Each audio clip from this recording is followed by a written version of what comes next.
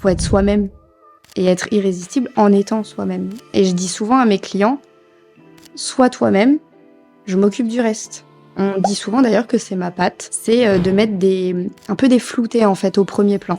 Un peu comme si j'encadrais mon sujet. Notre entreprise, c'est vraiment typiquement notre image à nous et notre personne. Ça me paraît indispensable.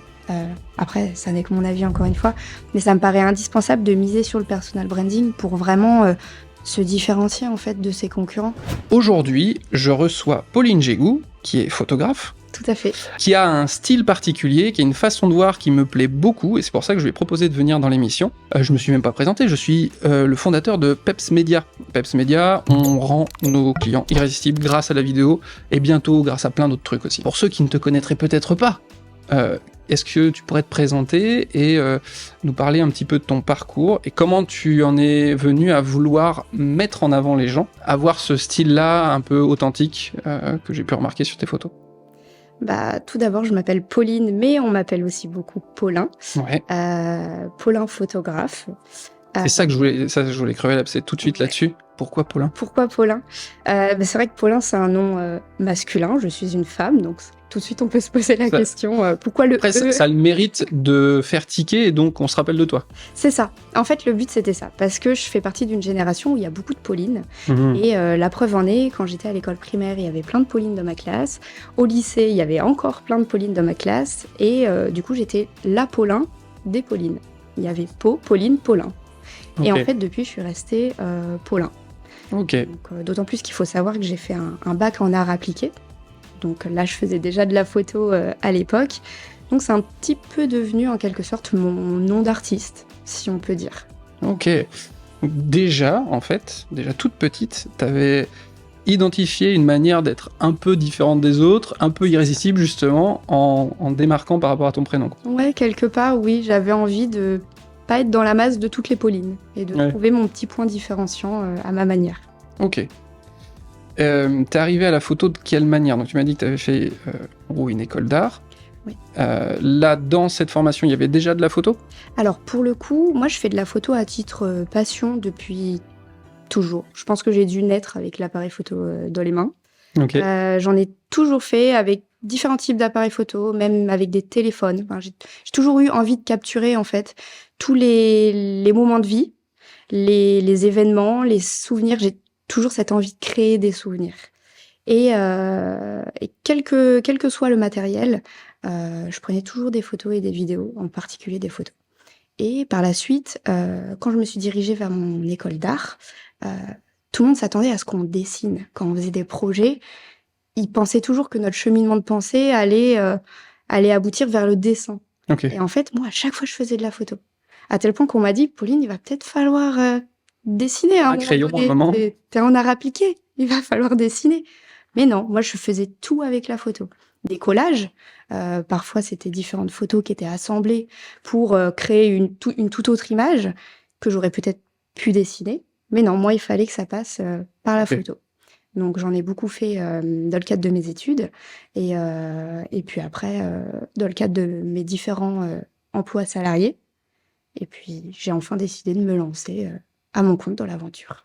Par rapport à ton parcours, j'invite les gens à aller écouter l'émission dans laquelle tu as participé qui s'appelle 1001 ambitions. Maëlle t'a interviewé dedans. Oui. Et tu retraces déjà bien ton parcours. Moi, ce qui m'intéresse, en fait, par rapport à ce parcours, donc effectivement, tu as été vers l'art, après, tu es parti vers la communication, marketing. Tu as travaillé pour des grandes enseignes, dont la Thalasso de Pornic, par exemple. Et après, tu as décidé de te lancer en tant que photographe aussi, parce qu'il y a eu un moment un peu difficile, justement, où t'en pouvais plus. Est-ce que désolé, si ça te dérange pas d'aller un petit peu là-dedans et de comprendre pourquoi, alors qu'a priori tu faisais peut-être un truc quand même qui te plaisait, ça a saturé à ce moment-là? C'était quand tu faisais la com pour la Thalasso, c'est ça? C'était pas quand j'étais au sein de la Thalasso de Pornic, mais suite à une mutation et une promotion. Ok. J'aimais beaucoup ce que je faisais. Comme quoi, avoir une promotion, c'est pas toujours une bonne chose. Voilà. Mais des fois, c'est bien aussi parce que ça permet d'arriver à un stade où finalement, on se rend compte que on est arrivé au bout. Ouais.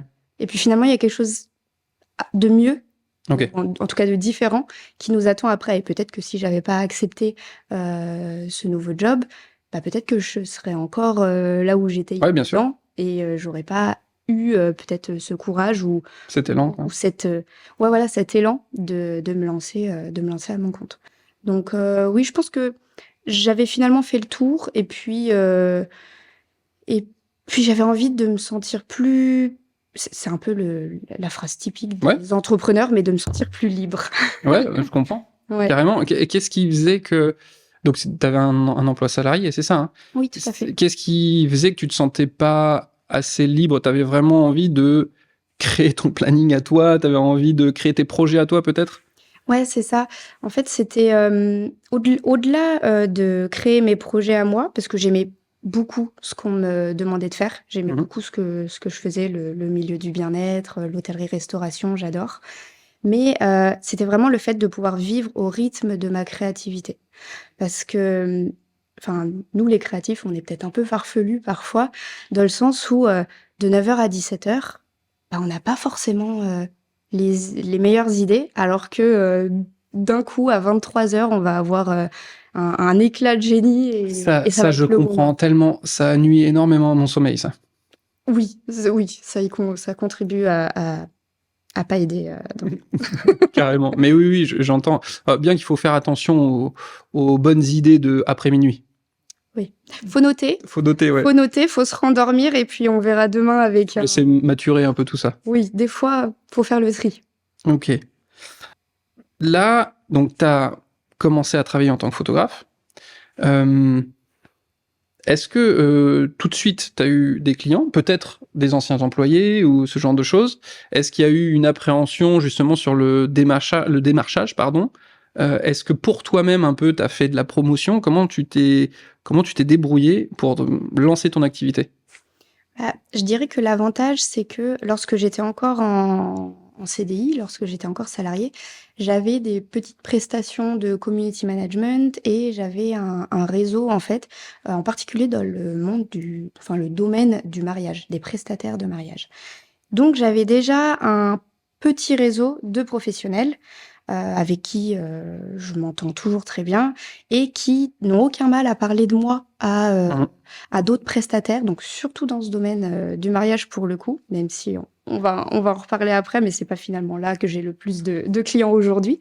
Mais je pense que c'est justement ces contacts que j'avais depuis quelques années qui m'ont déjà beaucoup soutenu et qui m'ont donné un élan de pouvoir commencer en ayant déjà quelques clients. Et mine de rien, je pense que pour la confiance en soi et le fait de démarrer, ça aide. Ça aide Et beaucoup. justement, même avant ça, c'est-à-dire que quoi, t'as envoyé un mail à ces contacts-là en leur disant coucou, je fais de la photo maintenant. Comment ça s'est passé? Ou t'as appelé, tu vois, concrètement dans l'action, il s'est passé quoi pour que les gens sachent, enfin, puissent savoir que finalement, bah, tu te lançais sur cette activité? J'étais déjà en contact avec quelques-uns de manière assez régulière. La plupart me suivaient aussi sur mes réseaux sociaux, Ok. notamment sur Instagram pour eux. Et j'ai envoyé aussi plein de messages sur LinkedIn à quasiment tous les membres de mon réseau avec qui j'avais déjà eu un lien proche ou plus éloigné, mais que j'avais déjà eu l'occasion de rencontrer plutôt physiquement. L'idée, c'était de trouver une petite accroche avec un souvenir commun ou quelque Bien chose sûr. comme ça pour dire bon bah salut, c'est moi, ça y est, je suis disponible maintenant et je suis à mon compte, quoi. Là, tu soulèves un point intéressant. Donc, les réseaux peuvent être pourvoyeurs de Mm. prospects, de clients, et tu parles de LinkedIn, et c'est un peu l'Eldorado en ce moment où tout le monde parle de LinkedIn, etc. Ce qui finalement est assez logique parce que bah, si on va sur ce réseau-là, c'est pour faire du business. Donc voilà, il n'y a pas de faux semblants. Si on est là, c'est parce qu'on a envie de travailler les uns avec les autres, de collaborer. Et pareil, tu viens de parler d'un petit tips hyper intéressant, c'est quand vous contactez quelqu'un, essayez de personnaliser un peu le truc. Ah oui, non, moi j'ai vraiment personnalisé tous mes messages. Je déteste. En plus, dans le cadre de mes précédents CDI, justement, j'étais typiquement la boîte mail qui recevait des Tous demandes les trucs pas du random. tout personnalisées.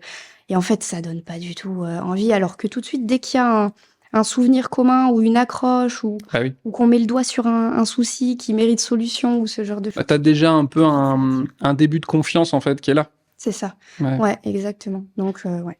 Parce que j'ai forcément creusé un peu tous ces sujets-là, parce que effectivement, j'aide mes clients, surtout par rapport à la vidéo, mais comme je disais à Maëlle quand elle m'a interviewé, si tu veux que ça soit efficace, c'est bien d'être un peu partout sur tout le tunnel de vente, et de savoir ce qui se passe un peu avant, après, etc.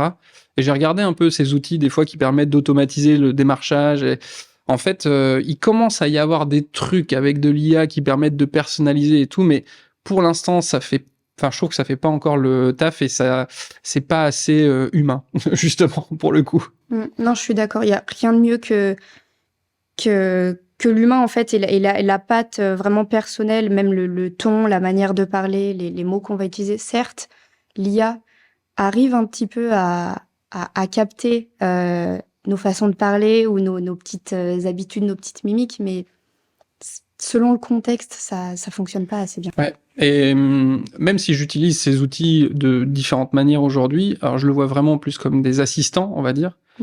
Mais pour moi, il faut que la finalité, ce soit moi, ou en tout cas un humain, dans l'idée. Et je le dis, je le répète, parce que je suis sûr qu'à un moment, il va y avoir un label Made by Human, ou IA Free qui va apparaître, en fait. C'est sûr. Où il y aura un truc, comme quand l'industrialisation est apparue, il y a eu en gros le label artisanat qui est arrivé, avec le côté luxe, premium, et je suis persuadé qu'il va y avoir ça qui va se mettre en place petit à petit. Ouais, je suis totalement d'accord. Même si les IA sont de plus en plus puissantes, réactives et pertinentes. C'est de dire que voilà, ça a été de bout en bout fait par un humain. Il y a un truc en plus. Il y a un cachet, il y a un cachet supplémentaire et une authenticité. Et justement, il y aura des erreurs. Il y aura, toi, cette petite faille qui fait que... C'est ça finalement qu'on recherchera. Ouais, carrément. Donc, tu as eu tes premiers clients. Comment ça s'est passé, justement, ce premier rapport, donc là, qui est plus un rapport... Il y a quand même un côté hiérarchique, c'est-à-dire que tu dois quelque chose à ton client qui te paye, etc. Mais c'est plus la même chose que vis-à-vis d'un salariat. Comment tu as vécu ce passage-là ? Est-ce que ça a été plus cool, moins cool ? Est-ce que tu t'es mis plus de pression ? Enfin, comment ça s'est passé ? D'ordinaire, je suis déjà quelqu'un qui me met beaucoup de pression. Ok. Je suis très méticuleuse. Ouais. J'aime vraiment le travail bien fait, mais plus que bien fait dans le sens où je veux pas que mes clients, et à l'époque, je voulais pas que mes managers disent oui, c'est bien ou oui, ça me plaît. Je voulais qu'ils disent ah ouais, super. Tu veux qu'il y ait le one more thing, quoi. Ouais. Je vais toujours chercher ça, et si je l'ai pas, bah, je me dis mince, j'ai loupé quelque chose. Mais c'est énergivore. C'est très énergivore. Voilà, c'est très très énergivore, et du coup, je ne me souviens même plus de la question. La question, c'était que est-ce que, donc, a priori, ça n'a peut-être pas changé parce que tu t'as dit que tu te mettais toujours la pression. Oui. Est-ce que quand tu es passé du salariat à l'entrepreneuriat, il y a eu une pression en plus, vu qu'en gros, bah, tu mettais en jeu ta propre personne de bout en bout et c'était pas une entreprise, quoi. Oui, tout à fait. Il y a quand même eu une pression en plus, bien sûr, parce que bah, là, pour le coup, là, on peut se cacher derrière personne. Hein. C'est nous, on est tout seul, on est auto-entrepreneur, c'est juste nous, quoi. Et le client, il faut qu'il soit pleinement satisfait de ce qu'on produit, ce qu'on propose. Mais d'un autre côté, il y a une autre pression qui part. Je dirais que ça se rééquilibre, en fait, de manière un peu différente. Le fait de pouvoir gérer ta barque comme tu veux réduit un peu la pression. Oui, quand même. Et ça se transfère un peu sur maintenant, il n'y a que moi, il faut que j'assume tout, quoi. C'est ça. Je dirais que la pression, elle est plus aux mêmes endroits, mais que le taux de pression doit être à peu près équitable quand même. Mais il y a quelque chose que j'aime quand même beaucoup dans la relation avec les clients, justement, c'est qu'il n'y a plus cet aspect d'hiérarchie, même si je me suis toujours très bien entendue avec mes supérieurs dans tous les jobs que j'ai fait, quels qu'ils soient. Mais je trouve qu'on est encore plus d'égal à égal. Et en fait, je leur rends un service et eux, ils me rendent un service aussi en m'accordant leur confiance. C'est une collaboration, quoi. Voilà. Et j'aime beaucoup cet aspect-là, plus que dans le monde salarié où forcément on doit des comptes au-dessus et qui un tel doit sur moi au-dessus et ainsi de suite. Alors là, c'est plus le thérapeute qui est en moi, parce que j'ai un parcours où j'ai une formation d'ostéopathe. Je suis encore un petit peu ostéopathe à mes heures perdues, quand je vais m'amuser. Mais justement, mon aspect thérapeute fait que je me suis posé pas mal de questions sur aussi la gestion du stress, gestion des émotions, etc. Toi, justement, par rapport à cette pression, est-ce que tu as des outils qui te permettent de mieux la gérer, de l'évacuer? Est-ce qu'il y a des choses qui te permettent, ça peut être le sport, ça peut être ce que tu veux, mais est-ce que t'as trouvé des choses qui te permettent de mieux gérer tout ça? Je suis encore en apprentissage. Ok. On n'est pas encore au top niveau, mais je dirais que le sport et mon chien m'aident beaucoup. C'est vraiment les deux éléments, puis les deux en même temps, là, c'est Tu encore vas mieux. courir avec lui, c'est le bonheur. Ouais, c'est ça. Ok.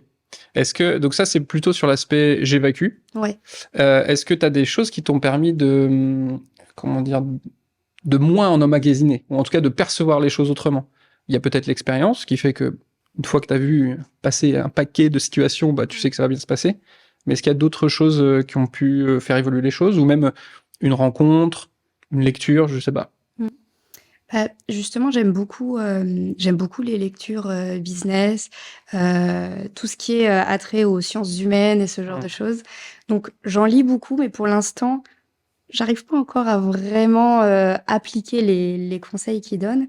T'as la data, Ouais, t'as pas mis en application encore c'est complètement. ça. J'ai pas encore les bons automatismes. J'y pense pas au bon moment. Enfin, par exemple, Ok. quand je suis pleine de stress, c'est pas là que je vais penser aux clés dont j'ai connaissance, mais je vais pas y penser sur le moment, quoi. Ok. Donc, à travailler. Toujours sur cet aspect peut-être gestion du stress ou émotionnel, on a un truc en commun par rapport à l'image, c'est d'aider nos clients à être à l'aise devant l'objectif. Je sais que c'est un point aussi, toi, qui t'est cher. Est-ce que tu as déjà rencontré des vraies difficultés par rapport à ça? Comment ça s'est passé? Aujourd'hui, qu'est-ce que tu mets en place pour faciliter les choses? J'ai eu rencontré, oui, des clients qui étaient vraiment tétanisés à l'idée de Le lapin devant passer, les phares. Oui, voilà, c'est ça. Après, j'adore justement ce genre de challenge. Limite, je vais préférer photographier quelqu'un qui est pas à l'aise et je vais vraiment voir ça comme un challenge de lui faire passer un super bon moment. Alors que quelqu'un qui va être à l'aise, ça va être très agréable à photographier. Trop facile. C'est trop chouette, mais c'est trop facile, limite. Mais c'est très sympa. Mais c'est vrai que quand il y a cette mission de faire passer un agréable moment à quelqu'un qui arrive super stressé à sa séance, qui se dit bon bah il faut que je le fasse, mais ça va être un mauvais moment et voilà bon bah vite je m'en débarrasse. Et que cette personne elle sort de la séance qui a duré 1 heure, 1 heure et demie, 2 heures, peu importe, en se disant ah c'était chouette quand même et puis le peu que tu m'as montré j'aime bien. Bon, ils sont toujours un peu limités dans leur Un peu de retenue. voilà, c'est normal, en même temps, c'est eux qui sont sur les photos. Mais ouais, je trouve ça challengeant. Et puis j'aime bien trouver j'aime beaucoup observer les gens qui sont en face de moi. Et j'aime bien trouver le petit point sur lequel appuyer pour qu'il ou elle se détende. Parfois, ça va être l'humour. Parfois, ça va être de leur faire penser à des choses agréables de leur quotidien. Parfois, ça va être le fait de les mettre dans un mindset vraiment très business, mais genre focus sur leurs objectifs. Qui se concentre finalement sur autre chose que ton objectif à toi. Oui, c'est ça. Pourquoi tu fais ça? Mets-toi dans la peau de l'entrepreneur que tu veux être, ce genre de choses. Et j'aime beaucoup ces différentes étapes où, premièrement, je capte là où je peux appuyer. Ensuite, j'appuie sur cette petite note positive, quelle qu'elle soit. Et après, ils ont passé un bon mois et ils sont plutôt satisfaits du résultat. Est-ce que, moi je l'ai rencontré quand on va créer des vidéos avec un client. Bon, au début, j'ai fait des vidéos très corporate, simples, on montre comment ça fonctionne, petite interview, etc. Mais je me suis rendu compte très vite que ça manquait justement d'authenticité. Quand tu dis que t'aimes bien filmer quelqu'un qui est pas à l'aise au début, c'est que justement ça permet d'avoir quelque chose de plus authentique souvent. En fait, quand tu arrives à trouver le bon équilibre entre pas à l'aise et je commence à lâcher un truc, là il y a un monde qui est hyper intéressant. Alors que quelqu'un qui est hyper à l'aise, finalement, presque il contrôle ce qui se passe et il n'y a pas de lâcher prise complet. Oui, il y a un côté un chouille moins naturel. Exactement. Et donc pour en arriver à ce que je voulais dire, pardon, c'est en construisant des fois les scripts des vidéos, des images, finalement les clients se se remettent un peu en question ou se posent la question, mais attends, pourquoi on refait cette vidéo et quel objectif il y a derrière? Et finalement, en réfléchissant à l'objectif de la vidéo, c'est quoi les valeurs, mes valeurs, les valeurs de la boîte, où on va? Est-ce que tu as cette réflexion aussi avec tes clients quand tu vas faire un shooting ou quand tu les accompagnes par rapport à ça?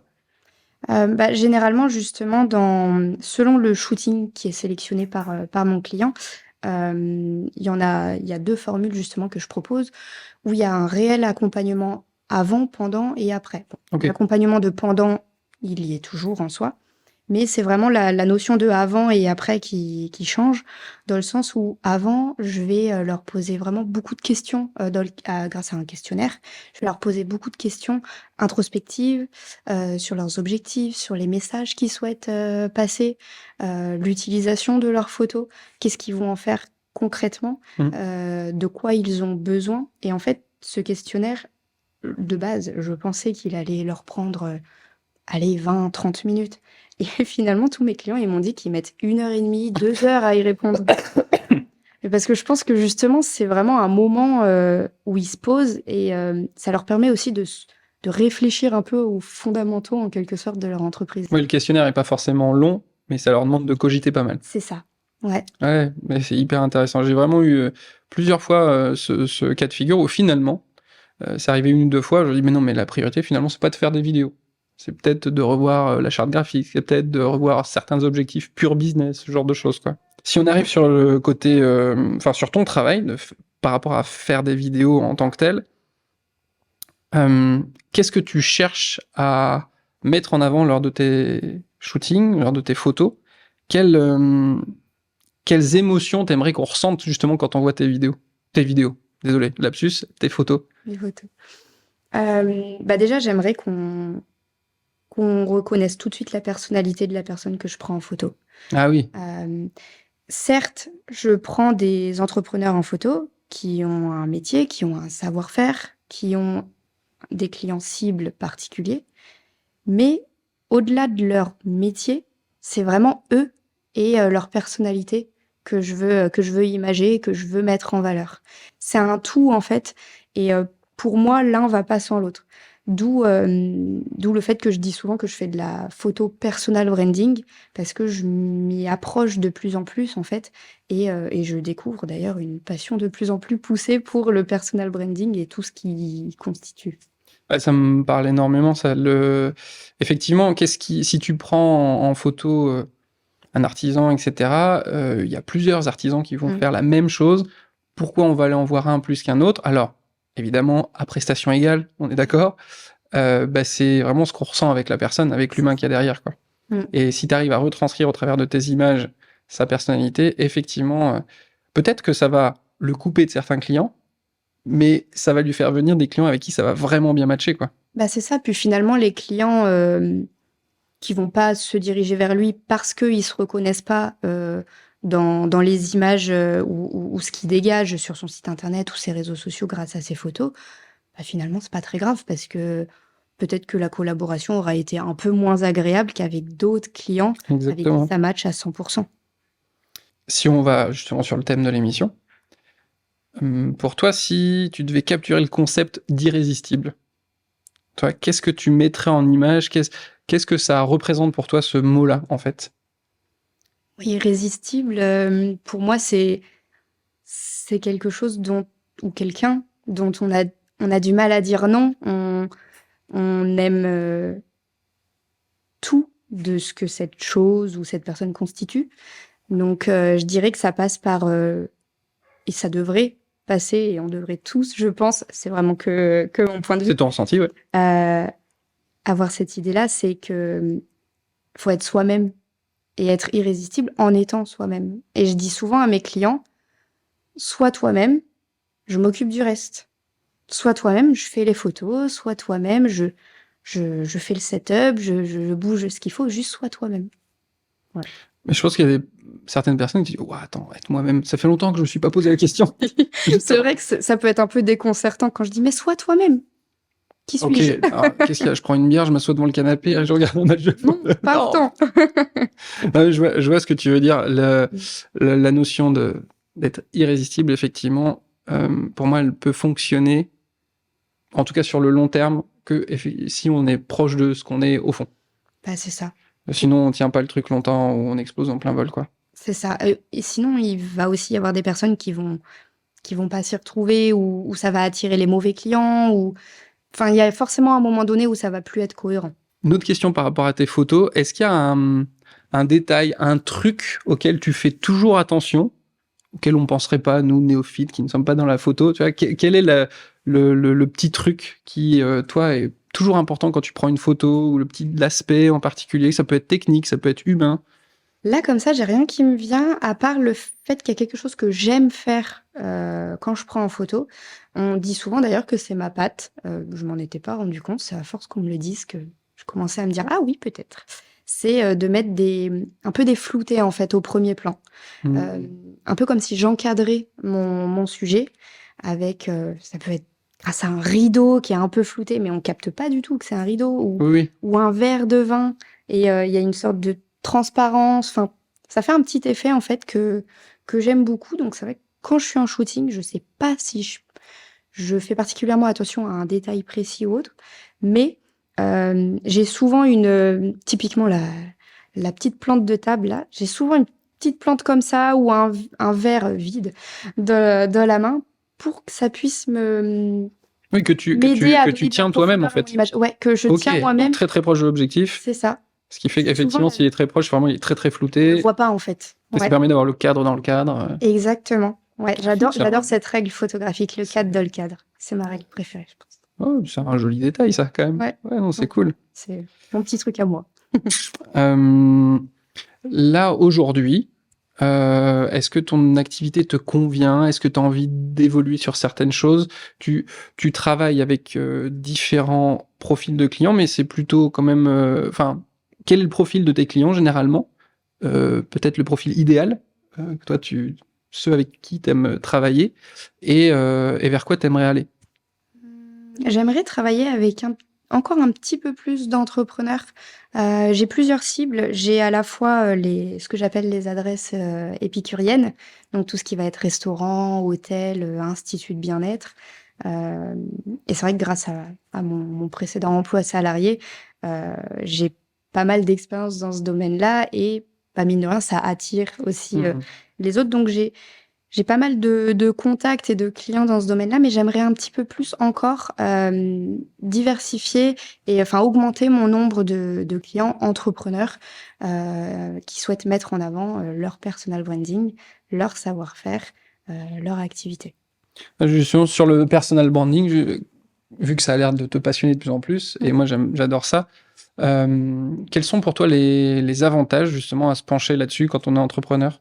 Alors, je pense que l'avantage premier, c'est que généralement, quand on est entrepreneur, on est tout seul ou à très petite équipe si on arrive à commencer à s'entourer ou si on souhaite commencer à s'entourer d'une petite équipe. Et vu que notre entreprise, c'est vraiment typiquement notre image à nous et notre personne, ça me paraît indispensable. Après, ça n'est que mon avis encore une fois, mais ça me paraît indispensable de miser sur le personal branding pour vraiment se différencier en fait de ses concurrents. Et tout à l'heure, on parlait d'un artisan à compétences égales et qualité égale. Ben encore une fois, le client, il va peut-être être attiré plus vers quelqu'un qui a tel mode de vie, telle valeur, telle façon de penser, plutôt que quelqu'un d'autre qui aura un autre mode de vie qui n'est pas forcément moins bien, loin de là, mais avec une autre façon de penser, une autre vision ou autre. Et c'est là que le personal branding, il entre en jeu pour créer du lien avec nos futurs clients. Et je trouve que ça fait toute la différence et ça peut même vraiment aider à, je pense, faire passer à l'action plus rapidement les clients ou alors les fidéliser plus sur le long terme. Qu'est-ce que tu répondrais? Je me fais l'avocat du diable Ouais, ok. par rapport à ça. Parce que quand on voit l'évolution, toi, en 10, 15, 20 ans, il n'y a pas longtemps, il y a eu justement, je crois que c'est sur Prime Video, ils ont sorti une série sur Love Story, première télé-réalité en France, qui avait fait un débat et un pataquès pas possible, où se mettre en image était un truc complètement fou à l'époque, et aujourd'hui, tout un chacun, en fait, on a une caméra dans la poche, on peut le faire, on se montre sur les réseaux. où tu mets justement la limite pour toi entre finalement intimité, personal branding? Tu vois, j'ai une réponse moi, mais qu'est-ce que t'en penses par rapport à ça? Entre, il y a certaines personnes qui vont dire non mais je vais pas montrer mes fesses sur les réseaux, je vais pas faire ça, c'est ma vie privée, etc. Oui, je vois exactement ce que tu veux dire et il y a beaucoup de personnes qui pensent comme ça ou qui du moins savent pas trop comment se positionner. Mm. Et en fait, moi j'ai envie de dire, on montre ce qu'on a envie de montrer de nous. On n'est pas obligé de tout montrer et on n'est pas obligé de montrer ses fesses sur les réseaux à moins qu'on vende des culottes. Là, c'est encore un autre sujet. Oui, Mais oui, c'est ça, si t'es le voilà. slip français. Je veux dire, si ça n'a aucun rapport, on n'est pas obligé. Le personal branding, c'est des détails de notre quotidien Mm. qu'on va décider de rassembler pour créer tout un petit univers qu'on souhaite mettre en avant auprès de notre audience, nos futurs clients, déjà clients. On n'est pas obligé de tout montrer. Et je pense même, peut-être que tout le monde ne sera pas d'accord, mais je pense même qu'on peut faire du personal branding sans se montrer, sans montrer son visage. Ah, est-ce que tu peux aller un petit peu plus loin là-dedans? À quoi Ouais. ça pourrait ressembler justement un personal branding sans se montrer? Ouais, je pense qu'on peut passer par... En fait, on prend tous les outils qu'on utilise globalement pour créer son personal branding. On enlève juste le fait de se montrer soi. Ça peut être les couleurs, ça peut être la façon de parler, ça peut être des centres d'intérêt qu'on aime bien mettre en avant. Euh, y a, on peut tout utiliser, mais juste sans se montrer soi, en fait. Et pour autant, ça reste du personal branding. C'est pas parce qu'il y a personal dans personal branding qu'il y a nous, notre tête. Il y a aussi branding dedans. Ouais, La carrément. marque et ce qu'on crée. Ouais, je suis bien d'accord. Mais c'est intéressant ce point de vue-là. En fait, on peut vraiment donner la forme qu'on veut Mm. à son personal branding. Et alors évidemment, souvent quand on débute, on va des fois copier un petit peu ce qui existe, etc. On s'inspire. On s'inspire, mais petit à petit, ouais, on va créer son truc. Et puis je trouve que, alors pour moi le faire un peu, puis même sur d'autres aspects où je me défoule avec mon compte Papa Parle, où je parle de paternité, etc. Bah mine de rien, en fait, quand tu vas parler de ce que t'aimes, de ce que tu fais, ça va créer de l'engagement, des retours, des échanges qui des fois sont hyper constructifs et tu apprends aussi toi-même plein de choses sur ton sujet. Mais c'est ça, exactement. Et il y en a même beaucoup qui parfois disent non, mais le personal branding, c'est pas fait pour moi ou je sais pas faire, qui en fait en font. Et Naturellement, ouais. s'en rendent tout simplement pas compte. Et en fait, ils ont déjà un orteil dedans.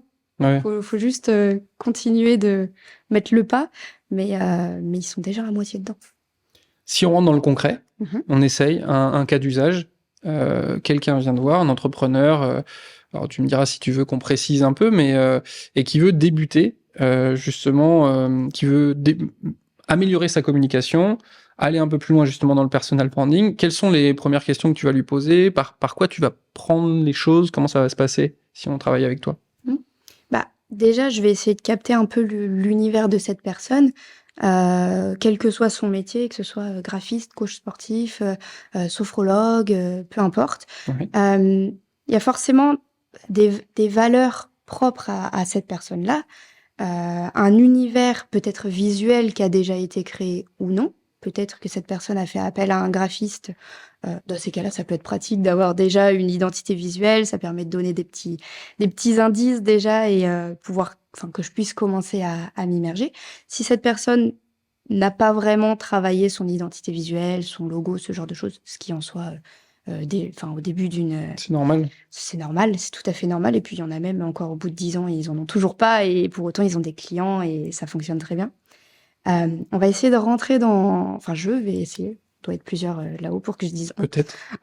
Je vais essayer de rentrer dans leur univers. Et je vais poser beaucoup de questions, en fait. Je vais poser plein, plein, plein de questions. Je vais vraiment essayer de comprendre quels sont les centres d'intérêt, de quelle manière cette personne travaille, comment il ou elle se comporte avec ses clients, qui sont ces clients qu'il aimerait avoir, qui sont ceux qu'il ou elle a déjà, qu'est-ce que leurs clients disent d'eux. Ça, je trouve que c'est un très bon indicateur aussi. Relire, ou tout du moins prendre conscience des avis Des clients retours, ouais. qu'on peut avoir, des retours qu'on a. Est-ce que c'est cohérent par rapport à ce qu'on a envie de montrer de nous? Est-ce que ça ne l'est pas et du coup il va falloir travailler? Peut-être réfléchir à un autre axe. Ouais, c'est ça. Il y a toutes ces petites pistes-là, en fait, qu'on peut approfondir et qu'on peut travailler pour essayer de révéler le personal branding de cette personne. Et donc, ok, on travaille ensemble, et mais je suis un peu inquiet parce que ouah, ça va me prendre du temps. Combien de temps ça va prendre de travailler avec toi? Est-ce que derrière, va falloir que je sois tout le temps sur les réseaux? Enfin, tu vois, Mmh. ça, c'est aussi une inquiétude parce que généralement, quand on est entrepreneur et qu'on a la possibilité, les moyens de faire appel à quelqu'un d'extérieur pour sa com, donc on a des moyens, mais on veut pouvoir déléguer, être serein par rapport à ça. En tout cas, que l'échange et la collaboration soient fluides et que ça soit pas un boulet, Mmh. mais plutôt quelque chose qui nous porte. Comment tu vois les choses, toi, et comment tu travailles justement avec les gens? Bah, pour le coup, quand on travaille de manière stratégique avant le shooting photo, il y a, ce dont je parlais tout à l'heure, le questionnaire vraiment introspectif qui va aller creuser et remuer pas mal de choses, mais c'est nécessaire. Mhm. Il y a ce fameux questionnaire-là. Après, une fois qu'ils me l'ont retourné, c'est moi qui vais travailler, qui vais m'immerger vraiment dans tous les supports de com qu'ils ont déjà. Je vais vraiment aller regarder, partout, je vais aller fouiller, je vais aller creuser, site internet s'ils ont, leurs avis clients, aussi s'ils sont visibles sur, Google, ou autre plateforme. Je vais mener un petit peu ma petite enquête, un peu un Sherlock, photographe. Et puis après, on va avoir, ce que j'appelle l'atelier stratégique. Donc là, on va de nouveau enfin, je vais de nouveau leur demander, de prendre du temps pour leur shooting, par cet atelier stratégique-là qu'on peut faire en face à face ou en visio. On prend, 1 heure et demie pour, approfondir vraiment, les résultats de leur questionnaire et moi, les recherches que j'ai pu faire et les pistes créatives que j'ai déjà pu, commencer à créer de mon côté. À la fois, lors de cet atelier, je valide certaines pistes, dont j'étais à peu près sûre ou que j'avais bien capté que ça pouvait plaire à l'entrepreneur ou l'entrepreneuse.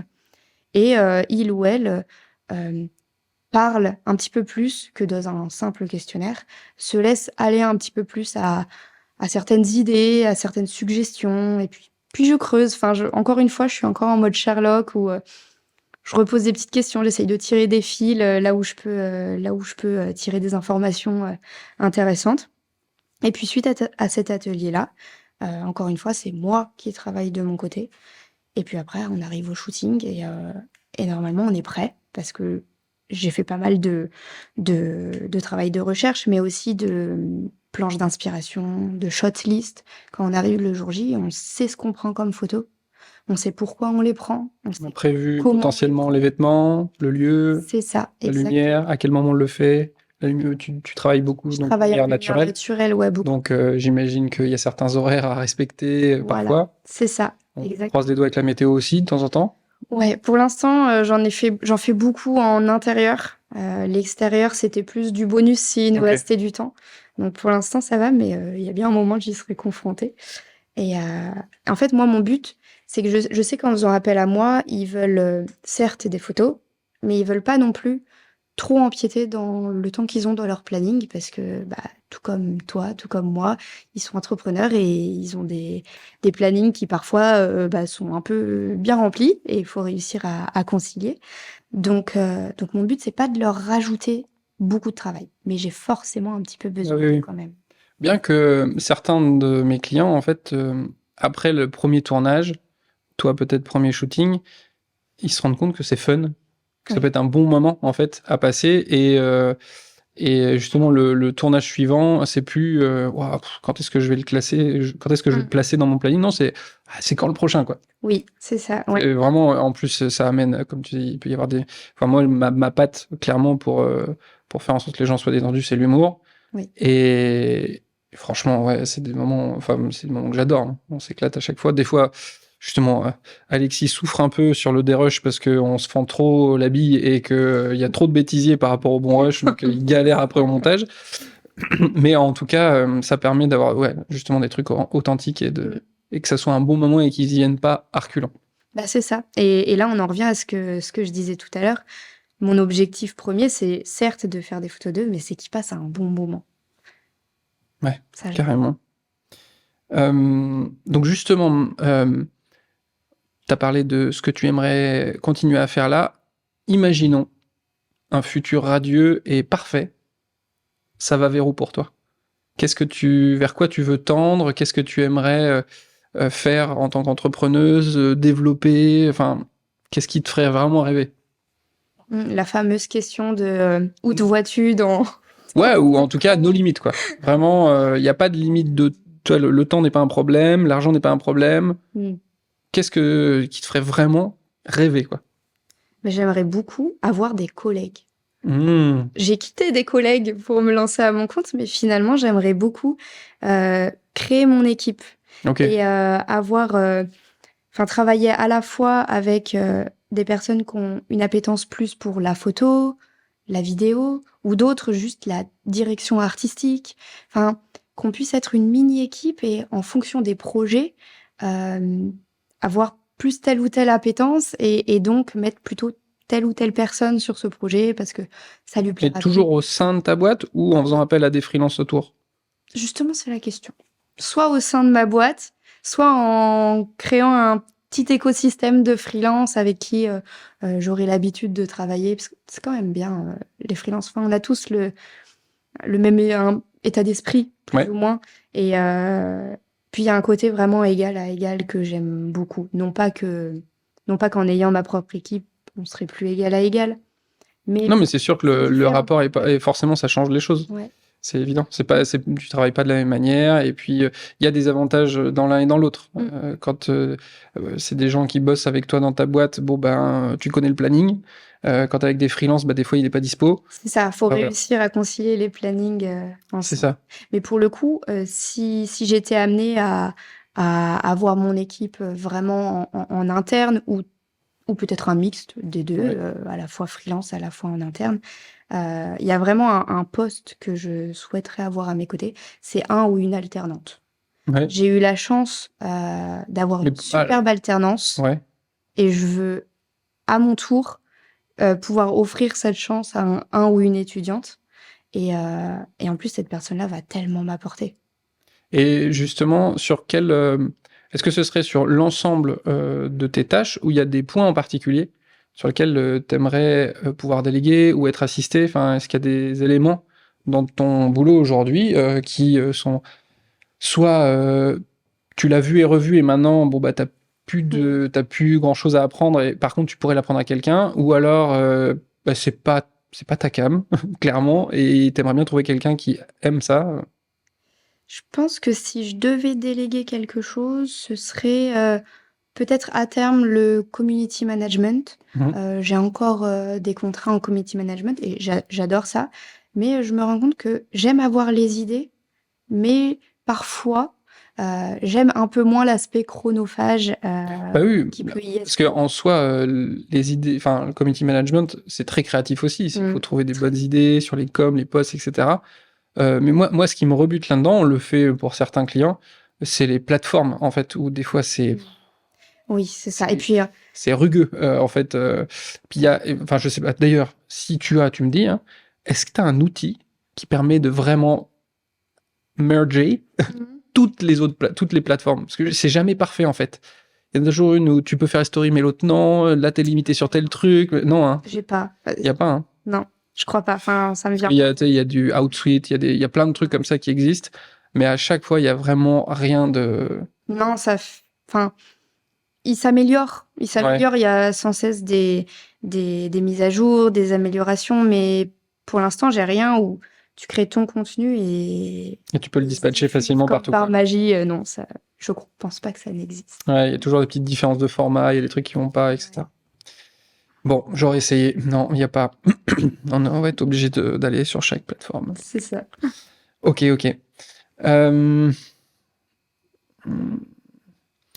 Ah, ça fait déjà un petit moment là. Oui, ça passe bien. Ça passe vite. C'est cool, c'est que ça se passe bien. Si t'avais un... On va terminer, si tu me diras si t'as pas, c'est pas grave, mais conseil, anecdote, j'aime bien aller sur des choses comme ça. Quelqu'un, parce que moi je suis convaincu qu'aujourd'hui, je l'ai déjà dit plusieurs fois, la connaissance c'est une commodité. On peut tous apprendre à commencer à faire un peu de photos, à faire un peu de vidéos, à faire un peu de community management quand on est entrepreneur, justement. Donc en soi, moi, je suis plutôt de l'avis de donner les infos et d'être vraiment généreux là-dessus pour que ceux qui débutent puissent s'emparer de ça, puissent comprendre à quel point ça peut être intéressant, ça peut permettre de progresser, d'avancer sur son business, sur sa communication, sur son audience. Si tu devais donner quelques petits trucs justement à ceux qui vont regarder l'émission et ceux qui voudraient débuter, tu vois, sur leur communication en images, quelles seraient les premières choses à faire pour toi? Vraiment, on parle de quelqu'un, limite pas de réseaux sociaux, rien, etc. Qu'est-ce que tu conseillerais à quelqu'un qui débute son activité? Quelqu'un qui débute son activité, ce que je lui conseillerais ce que je ne lui conseillerais pas, Ah, peut-être des choses à éviter, effectivement. c'est de faire des cartes de visite. Tout le monde, enfin, tous ceux à qui j'ai parlé en tout cas, commencent par faire leur carte de visite. Ah oui, Ça doit avoir un aspect un peu solennel. rassurant de Toi, se c'est dire ça y est, il y a un je côté suis un statutaire. professionnel. C'est ça, j'ai ma Du carte coup, de visite. ne pas faire de carte de visite parce qu'il y a tellement de choses qui vont changer. Tout va changer. Enfin, ça bouge tellement, je pense. Peut-être que tu seras d'accord avec moi. La première année, surtout, enfin, tout bouge et j'imagine Ah oui. que les suivantes, ça bouge aussi. Enfin, Ah oui, bah, moi, j'ai fait, alors pas pour cette activité-là, mais pour d'autres, j'ai fait cette erreur-là où, tu sais, tu commandes tes 200 ou tes 500 cartes de donc visite. tu l'as fait aussi. Ah oui, je Non, l'ai parce fait. que moi aussi. Et donc, bah, elles sont toujours dans un tiroir. Bah voilà, c'est ça. Voilà. Et parce que, en fait, au bout de 2-3 mois, bah, finalement, ton identité, elle change, Bah voilà, tes valeurs évoluent, des offres aussi, etc. Et donc, ta carte de visite, elle est plus du tout valable. c'est ça. Donc, tu cales des portes avec, et c'est tout, quoi. Voilà. Donc, Donc, premier conseil, ne pas faire ça. on va pas faire ça. Voilà. Ça peut arriver peut-être longtemps après, quand vraiment les choses sont bien établies, et ça peut avoir du sens éventuellement. Prendre le temps.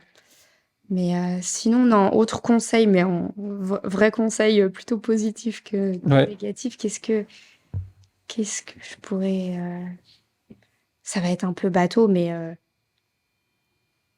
d'essayer. Ouais. Vaut mieux fait que parfait.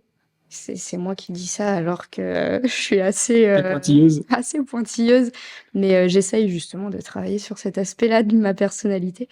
Vaut mieux fait que parfait et en fait, c'est l'expérience qui va nous donner confiance en nous, c'est l'expérience qui va nous rendre plus légitimes aussi face à nos clients. Et en fait, faut faire, faut se lancer, faut essayer, faut échouer, C'est un peu bateau comme conseil, mais C'est on vrai. l'applique pas Après, assez, je pense. ce qu'on peut peut-être dire, ouais, essayer, mais on va commencer par quoi? C'est-à-dire, on va essayer quoi? Est-ce qu'on essaye de faire un premier post ou pas? Tu vois, moi, j'aurais tendance à dire d'aller regarder les personnes qui sont dans votre domaine, qui sont dans votre niche éventuellement, voir ceux qui fonctionnent bien. Pas forcément les copier, mais peut-être de voir ceux avec qui ça matche bien ou vous avez l'impression que ce qu'ils font vous correspond, et puis de vous en inspirer. Ça peut être une première chose éventuellement à faire. Oui, quitte à répertorier quelques profils qui sont à la fois cohérents par rapport à notre métier et à la fois cohérents par rapport aux valeurs qu'on aimerait bien dégager ou si on a un intérêt pour cette personne, essayer de comprendre pourquoi, qu'est-ce qui nous plaît chez Ouais, exactement. tel profil. Est-ce que nous, on a quelque chose qui pourrait plaire en retour à notre audience, à nos clients ou autres.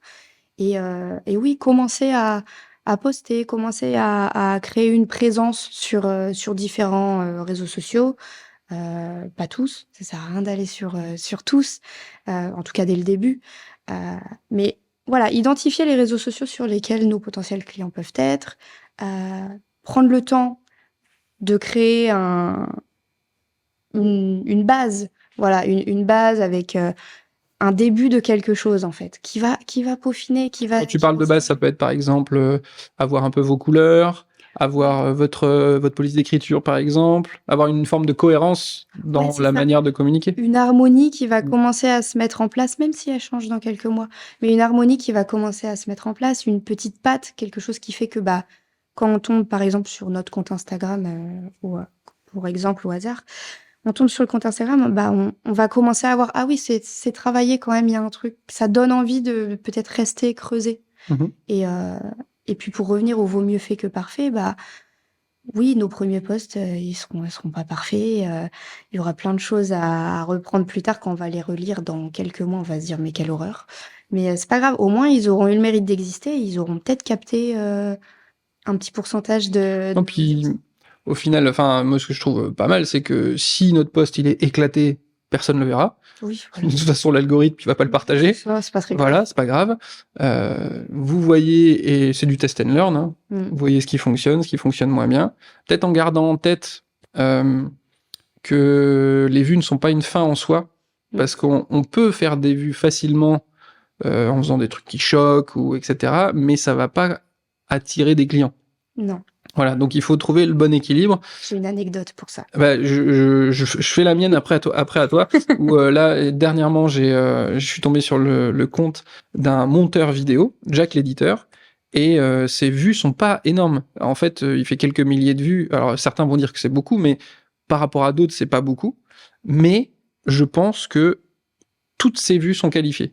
C'est-à-dire qu'il parle très très bien de son domaine, il ne parle que de ça, il donne à chaque fois des tips, il est très généreux, etc. Et pour moi, c'est une masterclass, en fait. Vraiment, c'est incroyable. Et donc, il n'y a pas besoin d'avoir des dizaines de milliers de vues, etc. Il faut que ce soit des bonnes vues. Bah, c'est ça. Vraiment des bonnes vues. Ouais, il faut que ce soit cohérent et que ce soit de potentiels clients et pas juste des personnes C'est ça. qui passent par là, ils ont vu de la lumière et...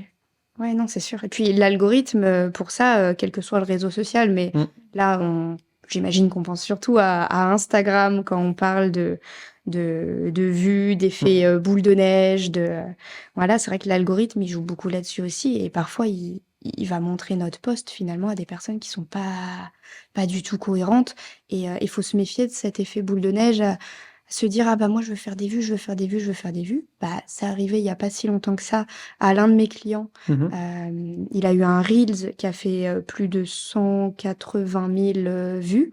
Et ça fait une semaine, ça continue d'augmenter petit à petit. Sauf que lui, il travaille sur la région du 44, 56 à la limite, 85 à la limite. Et puis bah, finalement, dans ses vues, il a reçu des dizaines et des dizaines de messages de personnes du nord, du sud, qui étaient intéressées par ses prestations, mais finalement, bah... Oui, c'était une activité qui pouvait pas... C'est ça, lui, il est vraiment basé là et Oui, il peut pas faire autrement, quoi. C'est ça. Et bah, en fait, du coup, ça sert à rien. Donc, oui, c'est chouette, ça fait du bien à l'ego de se dire... Après ça, il l'a très vite compris parce qu'on en a parlé ensemble. Donc, il avait déjà cette vision-là de l'effet boule de neige Instagram qui il voit que ça fonctionne bien, il ouvre à plus d'audience, puis finalement, on arrive dans une audience qui est pas du tout cohérente. Je pense qu'il faut peut-être aussi jongler des fois entre de la découvrabilité, peut-être un Reels, quelque chose qui va aller chercher très loin, mais avoir du contenu aussi qui s'adresse vraiment aux bonnes personnes. Ouais. Parce que sinon, oui, on va être noyé. Finalement, on va pas pouvoir répondre à tout le monde. Ça va pas être utile. On va perdre beaucoup de temps là-dedans. Oui, c'est ça. Il y a le revers de la médaille aussi. Après, il faut répondre à tout le monde. Ouais, c'est ça. C'est pas toujours simple, carrément. Est-ce que tu aurais un dernier mot à dire par rapport à ton activité? Est-ce qu'il y a... on a parlé de ce vers quoi tu veux tendre. Et encore, je te trouve très raisonnable.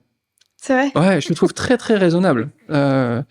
Moi, j'ai envie de créer un studio d'enregistrement dans le Pays de Ré. La question, toi, ce serait quoi? Ah ben moi, je veux un studio d'enregistrement au Pays de Ré, vraiment où je sais pas, c'est une vraie question, s'il y a le potentiel pour faire vivre un studio rien que dans le Pays de Ré pour des gens qui voudraient pouvoir tourner des podcasts régulièrement, etc. Mais en tout cas, un lieu où, même pour moi et mes productions, tout soit toujours en place et que ça soit nickel et qu'on puisse avoir la possibilité de changer un peu les décors facilement et pouvoir s'adapter à l'univers de chaque client. Et puis, si besoin, tourner des podcasts, etc. Ça, vraiment. Effectivement, comme toi, avoir une équipe qui grandit avec des gens, toi, t'as des masterclass, dans chaque domaine. T'es très, très bon dans chaque domaine. En fait, la manière dont je le vois, c'est sûrement freelance au début et intégrer les gens dans l'équipe au fur et à mesure pour qu'il y ait vraiment une cohérence de plus en plus forte et une fluidité et des process de plus en plus efficaces. Et je prends de plus en plus de plaisir à à driver, en fait. Ouais. Tu vois, à être Le chef d'orchestre. à être le chef d'orchestre, ouais, c'est ça. Ça, je vois ça. L'entrepreneuriat, j'y suis allé tard. Ok. Parce qu'au début, j'étais ostéopathe, et même si c'est une profession libérale, c'est pas de l'entrepreneuriat, tu vois. Tu fais toujours la même chose, même si à chaque patient, c'est une nouvelle aventure, mais il n'y a pas de nouveaux projets qui apparaissent. Mais je me suis perdu. Attends, je reviens.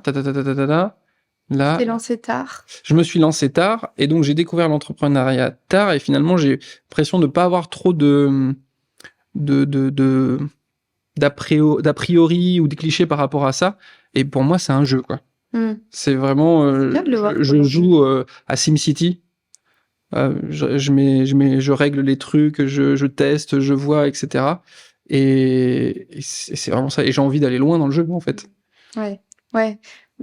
Passer les niveaux, les paliers, et puis d'aller toujours chercher au-dessus et découvrir qu'est-ce qu'il y a au niveau 4, 5, 6. Et puis au niveau perso et pro, je pense que tu vas faire grandir ma boîte, c'est pas tant pour amasser de l'argent, c'est que en fait, ça permet, plus tu grandis et plus tu as de moyens, plus tu réduis le temps entre ce que tu veux faire et ce qui apparaît dans la vraie vie.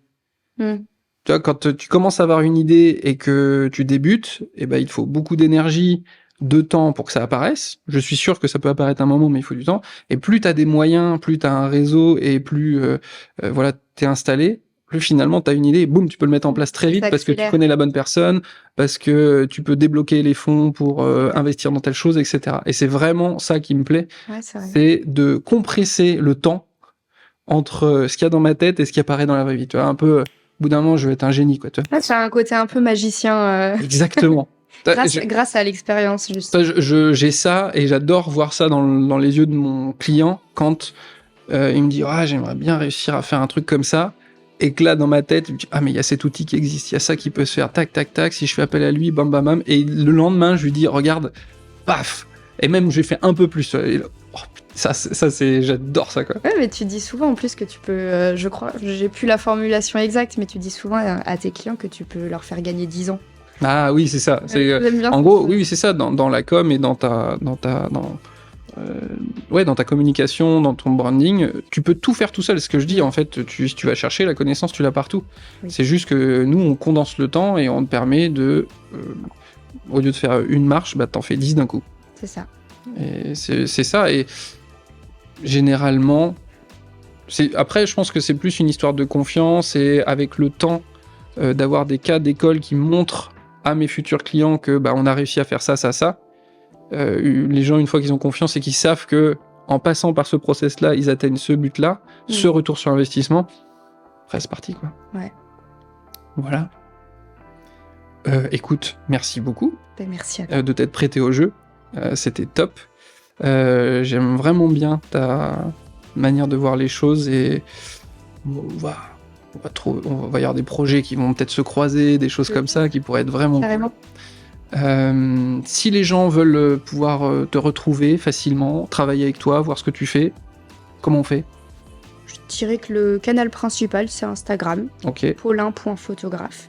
Ok. Et sinon sur LinkedIn, Pauline Gégou, vrai nom. Bah oui, c'est ça. Mais c'est sur LinkedIn. Sur LinkedIn, on a commencé à échanger, etc.